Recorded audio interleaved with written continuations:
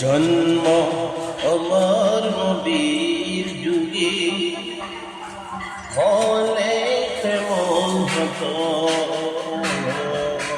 জন্ম আমার নবীর যুগে হলে কেমন হতো। দুনয়নে রাসূল পাক দেখলে কেমন হতো। দুনয়নে রাসূল পাক দেখলে কেমন হতো। জন্ম আমার